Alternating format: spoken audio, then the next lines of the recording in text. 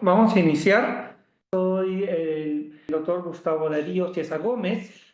Soy médico residente de segundo año de Medicina Física y Rehabilitación Vital Cayetano Heredia.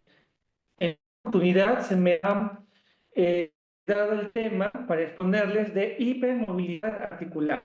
La hipermovilidad articular se refiere al aumento del movimiento activo pasivo de una articulación más allá de su rango normal, ¿no? Entonces, digamos, cuando, por ejemplo, uno estira el codo, usualmente lo máximo que va a lograr estirar es en una línea recta, pero van a haber personas que van a superar, ¿no?, ese rango de movimiento, ¿no? Entonces, en aquellas personas que superan ese rango de movimiento activo pasivo usual, se les dice que tiene hipermovilidad articular, ¿no? En la tabla de la derecha se puede observar los diferentes rangos que tienen las articulaciones del cuerpo en las extremidades superiores e inferiores. Entiéndase como extremidad superior al hombro, al codo, a la muñeca y a las articulaciones de los dedos. Mientras que de la extremidad inferior a las correspondientes a la cadera, la rodilla, el tobillo y las articulaciones de los dedos del pie, ¿no? Entonces, usualmente se usa como guía las referencias de la Sociedad Americana de Cirujanos Ortopédicos, ¿no? Ahí contamos los rangos normales, son los que usualmente los médicos usamos como referencia, y si el paciente supera estos rangos, pues no, se puede sospechar o ya definir esta condición de hipermovilidad articular. Algunos especialistas prefieren no llamarlo como patología, ¿no?, sino como condición, ya que solamente es una desviación de lo normal, no implica una patología de primer instante. En relación a la epidemiología de la hipermovilidad articular, es más común en la extremidad derecha, es más frecuente, mucho más frecuente en mujeres que en varones. En lo que respecta a la raza, es más frecuente encontrarse esta condición en pacientes de raza negra. La prevalencia va decreciendo con la edad. ¿A qué se refiere? Digamos que, bueno, usualmente el diagnóstico se suele establecer a partir de los 4 años, pero digamos que hay una cierta oportunidad que en la adolescencia, durante el desarrollo, esa condición de hipermovilidad se revierta a rangos normales. Y es por eso que hay una mayor frecuencia de hipermovilidad en pacientes pediátricos que en los pacientes adultos. Algún porcentaje de estos pacientes niños van a revertir, ¿no?, esta condición de hipermovilidad. Tiene evidentemente una gran carga genética, ¿ya? No, no tiene en esencia una causa ambiental. Comorbilidades asociadas a hipermovilidad articular. Generalmente pacientes con artritis inflamatoria, trastornos del desarrollo de la coordinación, pacientes con trastorno de déficit de atención e hiperactividad, pacientes dentro del trastorno del espectro autista, pacientes con alteración de la propiocepción, ¿no?, y pacientes con esclerosis idiopática del adolescente tienden a tener asociados esta hipermovilidad articular, ¿no? En especial en el ámbito de rehabilitación pediátrica, es muy frecuente preguntar, ¿no?, en los pacientes con TDAH o TEA, esta condición de hipermovilidad articular está relacionada, ¿no? Es por eso que muchos estudios epidemiológicos, ¿no?, procuran tener este dato en sus estadísticas descriptivas. Ok, entonces, vamos a hablar ahora sobre un poco más sobre las terminologías, ¿ya? Se puede tener hipermovilidad articular sin tener un trastorno del espectro de hipermovilidad, ¿no? Entonces, así como existe trastorno del espectro autista, ahora en estos últimos años se habla de un trastorno del espectro de hipermovilidad, ¿no? Pero no todos los que tienen hipermovilidad van a estar dentro del trastorno del espectro de hipermovilidad. Más adelante se va a hablar acerca de estos criterios. Otro término muy común que se usa para delimitar a la hipermovilidad es laxitud, o en esencia hiperlaxitud. Mi paciente, yo tengo hiperlaxitud. Pero recordemos que la laxitud como término se utiliza más para denotar la inestabilidad articular, ¿no? Lo cual puede disponer riesgo de dislocaciones articulares, lesiones de esta articulación o de los tejidos blandos. ¿Ya? Es un término muy intercambiable con hipermovilidad, pero lo correcto es usar el término de hipermovilidad articular. La caída de la laxitud involucra ya una condición de riesgo de dislocación, como se menciona en la definición. Otros genéticos asociados con la hipermovilidad articular. Si yo tengo un paciente con trastorno del tejido conectivo, debo evaluar si tiene hipermovilidad articular mi paciente. El síndrome de Ehlers-Danlos. Hay una variante que ya vamos a hablar que se asocia mucho a la presencia de hipermovilidad articular y se debe descartar.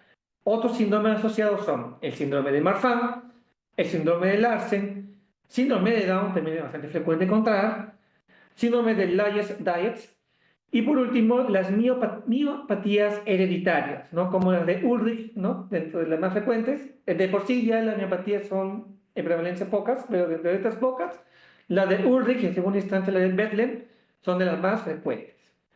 Entonces, en todas estas condiciones, uno debe procurar evaluar la hipermovilidad articular. Si hablamos en términos de frecuencia, diría en trastornos del tejido conectivo, el síndrome de Ehlers-Danlos y el síndrome de Down. Entonces, al momento de hacer el examen físico, es infaltable el hecho de evaluar los criterios de Beighton. Los criterios de Beighton, el médico realiza maniobras de las cuales, de ser positivas, se le va a dar un punto. Y se va a evaluar tanto derecho como izquierdo, a excepción de la unidad de maniobra. Se dice que una puntuación mayor o igual a 4 es compatible con, bueno, ahí dice hiperlaxitud articular, ¿no? Pero como ya hemos visto en diapositivas anteriores, el término correcto es hipermovilidad articular. ¿No? Entonces, utilizan las siguientes maniobras, ¿no? Eso, la hiperextensión del codo mayor de grados, eh, la apunción del pulgar en el antebrazo, según una imagen, extensión del dedo, en realidad nosotros utilizamos mucho el dedo meñique, ¿no? Si hay una extensión mayor a 90 grados en el meñique, ¿no? Se dice que cumple un punto de criterios de Beighton. Hiperextensión de la rodilla mayor de 10 grados. Y por último, flexión del tronco hacia adelante con ambas palmas en el piso. Los 4 primeros se pueden evaluar de derecha a izquierda, ¿no? Puede ser un punto derecho, un punto izquierda y solamente un punto en la entrada de maniobra, que es como se muestra en la imagen inferior derecha. En total pueden ser 9 puntos. Recordemos que un puntaje de 4 más se establece el diagnóstico de, principalmente en la consulta de hipermovilidad articular. Muy bien, entonces, al momento de clasificar esta patología, ¿cómo hacemos? Entonces, hay algunas formas de clasificarlo.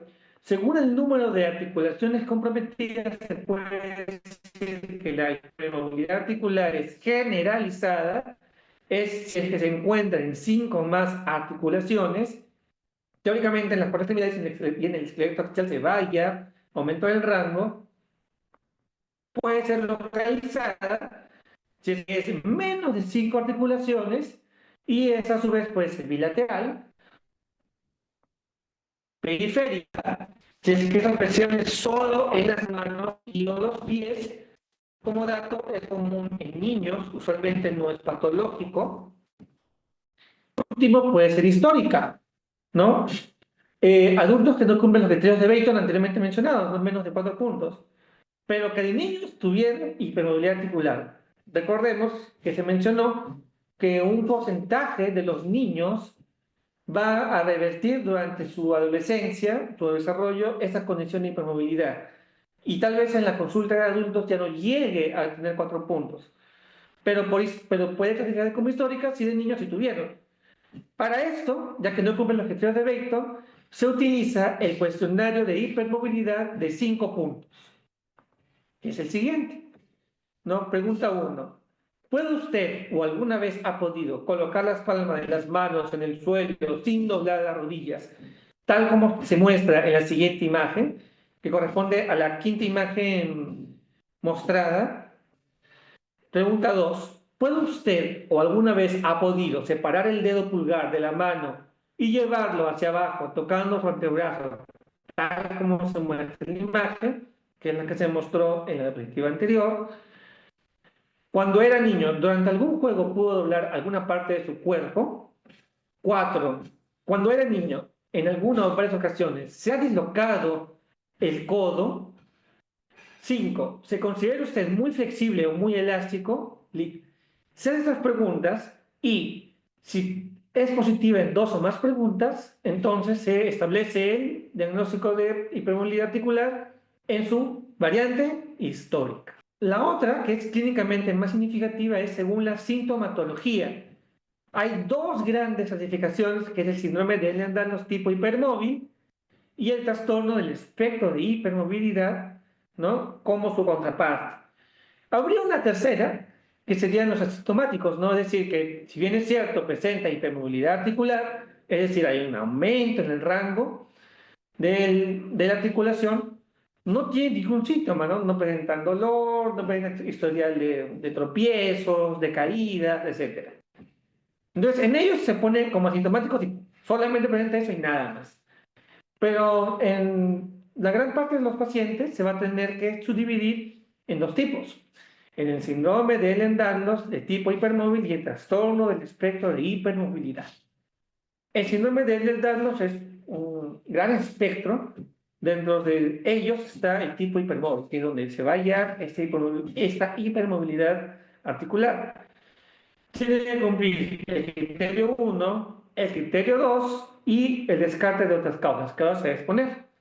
Si no cumpliera estos requisitos, entonces el paciente estaría en el grupo de trastornos del espectro de hipermovilidad, ¿no? En la cual van a ser comunes síntomas como trauma, dolor, una posición alterada, enfermedad degenerativa, manifestaciones del neurodegenerativos anormales. Muy bien, entonces estoy con mi paciente con hipermovilidad, ¿no?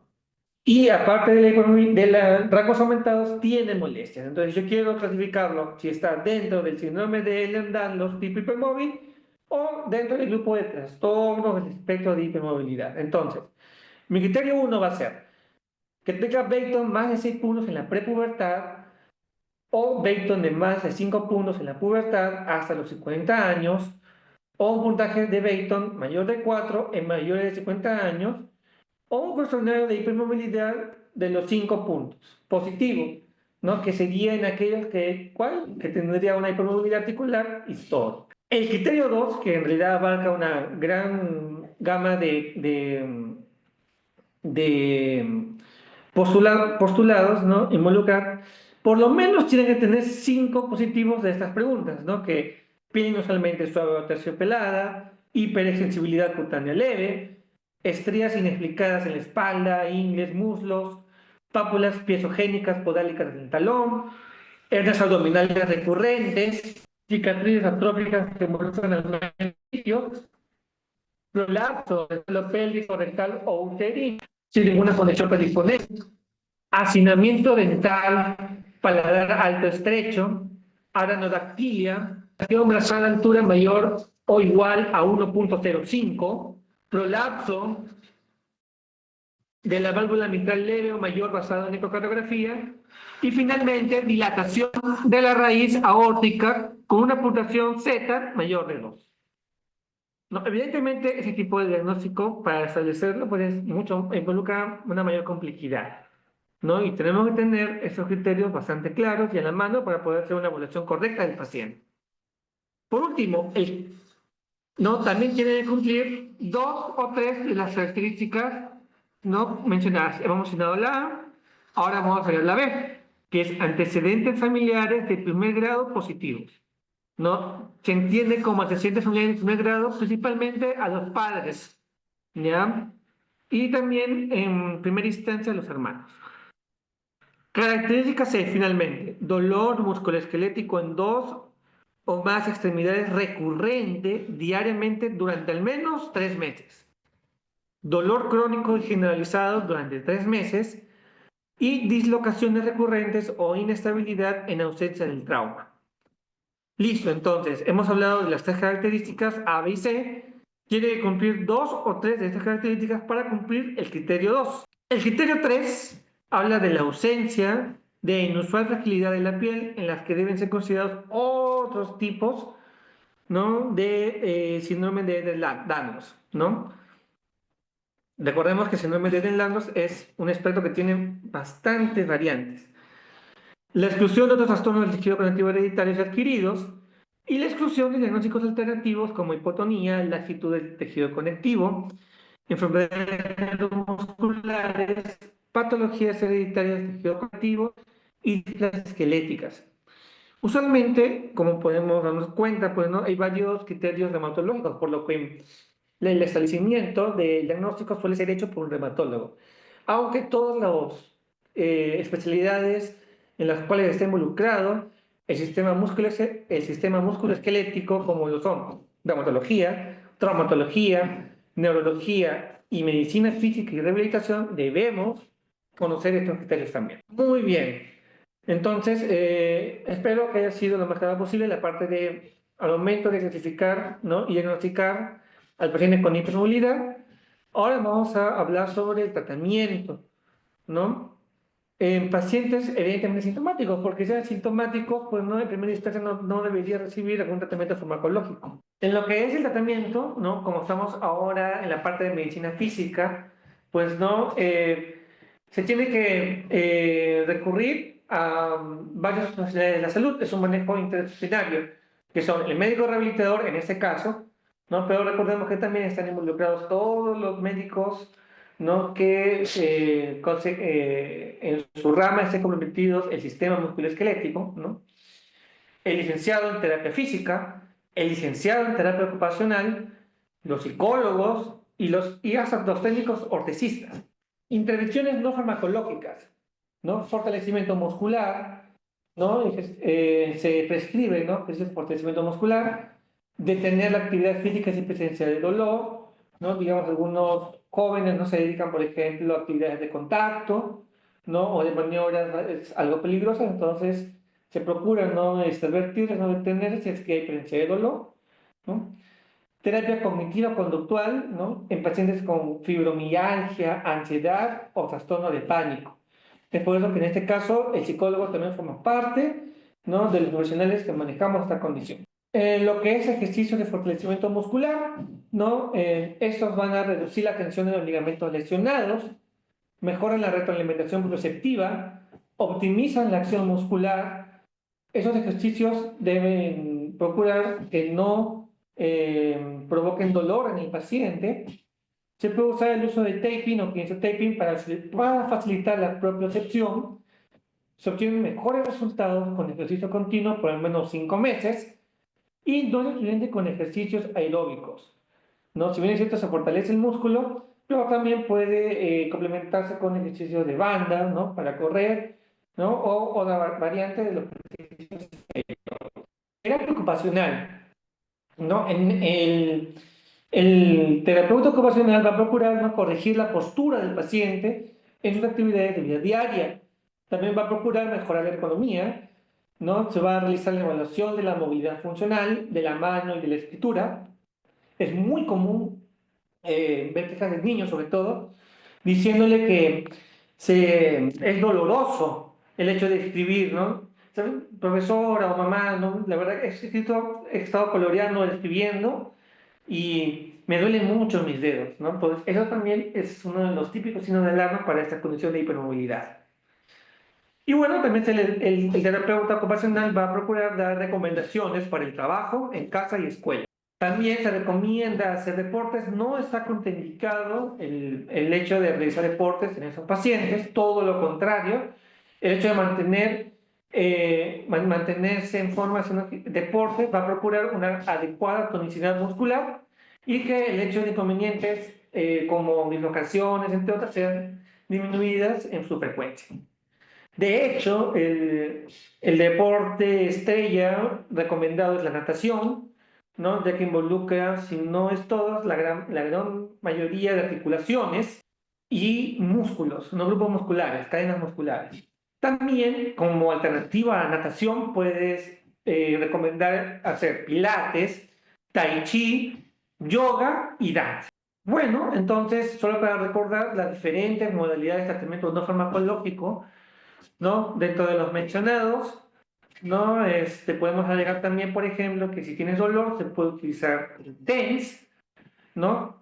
Que es un agente físico, ¿no? Se va a utilizar en la zona de dolor, ¿no? Está asociado en pacientes con hipermovilidad, dolor de la columna, ¿no? Entonces el TENS puede ser un gran alivio. También se puede utilizar cerca de las articulaciones. Esa alternativa de la proloterapia, ¿no? La proloterapia son inyecciones que se ponen en la articulación para poder, digamos, ¿no? Endurecer esos ligamentos, ¿no? Que pueden estar permitiendo esta hipermovilidad, ¿no? Entonces puede ayudar mucho a las condiciones posteriores, ¿no? En lo que es dolor y funcionalidad. No, recordemos que para que la articulación sea hipermóvil, ¿no? El ligamento tiene que ceder, ¿no? Entonces la prolongación actúa bajo ese principio, ¿no? Si vamos a fortalecer el ligamento, ¿no? Aumentando, digamos, la producción de colágeno, va a reducirse esta probabilidad, entonces las molestias deberían disminuir. Hay también, como ya hemos mencionado, ortesis ortesistas, ¿no? Se puede utilizar ortesis en el pie, ¿no? Para poder disminuir, ¿no? Las molestias asociadas, ¿no? Digamos, ¿no? Es frecuente tener pacientes que dicen, no, me tropiezo mucho, entonces en áreas de mejorar el alineamiento se puede usar ortesis, ¿no? En la zona del pie, ¿no? Y bueno, también la terapia manipulativa, que yo quisiera nominarla mejor como terapia manual, que también, ¿no? En la parte de molestia, pues todo en la parte de dolor, puede ser muy útil, ¿no? Entonces, el propósito de esta imagen es recordar que hay varias alternativas, aparte del farmacológico, para poder lidiar con las molestias de la hipermovilidad articular, que esencialmente va a ser dolor. Evidentemente, en la parte de tratamiento farmacológico, pues un analgésico, ¿no? Puede ser paracetamol, ¿no? O un AINES, ¿no? Son las primeras líneas para poder manejar ese dolor. No suelen ser muy intensas, así que con esas pueden ser suficientes. Listo, eso sería todo por mi parte. Muchas gracias.